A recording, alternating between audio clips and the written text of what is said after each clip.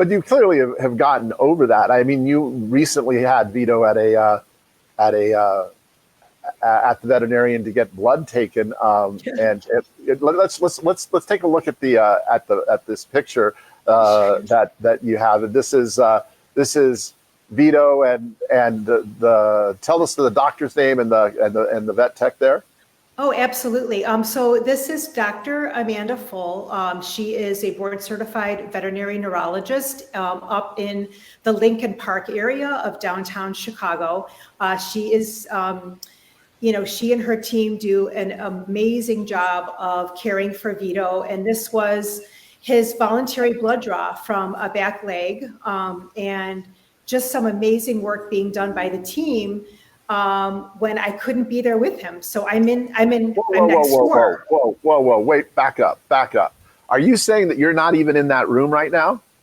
No, they took the picture for me and then sent it to me to give me updates of how it goes behind the scenes per my request. Well, oh my goodness. So you not only trained voluntary cooperative care, but you trained it so that others could do it in your absence. Yeah, here was hoping. Yeah. And they were amazing. For them to be able to read my tips ahead of time, and I would show them short videos of what my husband and I would practice at home with the mock-ups. I brought the licky mat, I brought the liverwurst paste, and part of their standard operating procedures is you can't come with him behind the scenes. And I trust them. Well, that's amazing. That's really, really cool. But you didn't just like give your dog over. You actually prepared like a multiple page PDF document that you shared with them. Let's just show a little image of the first page of that document. Tell me what was important that you put on this document that was helpful for them in helping care for your dog. Thanks again for asking. And I feel joy now being able to talk about our journey, whereas before I was like avoiding talking about it publicly. The big thing for Vito is that he is a flight risk if he sees another dog that is not Santino. And to pass him off to the veterinary team in a parking lot is off the table.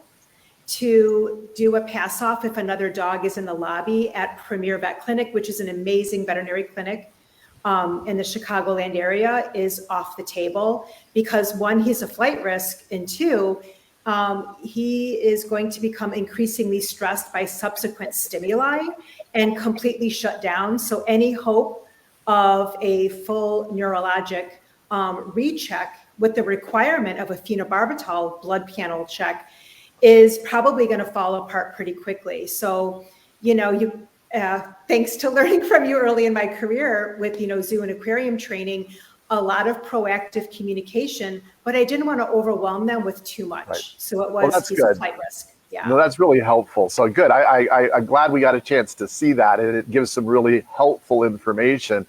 How often or how many times have you given him over and had strangers, in a sense, take blood? How is that done? Have you done it a lot of times, or was that a one time only? For Dr. Full's office, they have brought him back and done the voluntary blood draw about 6 times now successfully. But in the ER setting, when it's oh my gosh, please keep my dog alive, I trust you. They might have to sedate him a little bit to get x-rays or things like that. They're kind of in a twilight. So I compartmentalize that and say, I trust you, please do your ER magic and keep my dog alive, versus this is Dr. Full's office. You can eat food. You are, you're at a healthy baseline. So for Dr. Full's office, without me present, about 6 times now over the years. Wow, that's amazing. Yeah, and clearly, we're not talking about emergency room medicine. That's you just have to do what needs to be done in an emergency room. But I'm curious, what kind of things did you need to do, or do you do, to keep your dogs ready to go there? What do you do at home to prepare them for this kind of a visit and prepare them to be able to get blood taken like that? Yeah. Luckily, I incorporate as many people that come into my home and want to play the role of the second person. I will feed you, I'll give you a beverage of choice. And if you're willing to play the role of the vet or the vet tech, I would really appreciate it.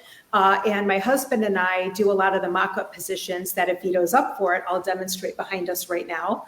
But I probably run through this at least 3 times a week. And just a couple click points here and there. I don't overdo it, but I don't hide it anymore. Like I don't avoid it. So I know you don't have an assistant to help you with it today, but can you show us some of the stuff that you do to get him ready? Sure. Well, I'm going to switch my view to my webcam so our guests can get a broader view of Vito and of the training little loft. So Vito's sleeping in the sun right now. So I'm going to show our guests what he's doing right now. So he's there in the sunlight. And so he's in a deep sleep. So what I want a chance to do is I am going to slowly start the conversation by walking over here to this kitchen. And I'm going to get a prop and see if he's going to take me up on the invitation to want to do some training. This prop is my cell phone cord that I use for the blood draw. So let's see what happens. I'm going to walk over here, and he might hear me doing a couple things. And I'm going to wake him up ever so slightly because we're laying in the sunshine. I'm opening up the little treat jar. Hello, sleepy swagger. Is that good sunshine? Yay! I'm going to get the cord, and we're going to go because the sun feels so good. So I've got my cord prop right here. He's sitting up in the sunshine, and like us having a good nap, I just want to wake him up ever so slowly. So we're going to toss some treats around. There we go. And can we see my boy? There we are.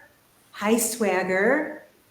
Hello. And I'm holding the prop right here to mock up the butterfly needle. When our vet team, our regular vet, Dr. Larson at Westloop Vet Care, I'm just going to wake up his muscles a little bit and do some tosses while I chat. We do the butterfly needle on the back leg. And so, here we go on the climb. So this climb prop right here has a padding on one end of it. All right, my little man is waking up here. So we're going to warm up with coming up in this position. And I'm using my clicker right now. You say hello. Good morning, Swagger. And I'm just holding my butterfly mock-up prop right here. Then I'm going to work on a touch gradient. Touch. Yeah, oh, you feel warm and toasty. And then one of the things I want to highlight is I don't always click on contact because I don't want the touch to become a conditioned reinforcer. So I'm coming down. Oh, beautiful. Beautiful stretch. Good morning. And I clicked contingent on coming back in the front. So he doesn't think that the touch becomes the click. So I'm going to come around here. Part of the blood draw procedure, can you see us okay, Ken? Yes, we see you well. Requires holding off the vein back here on the back leg. So I'm doing gentle pressure. My butterfly needle is down here, but you know what? I'm going to relax criteria, come back up.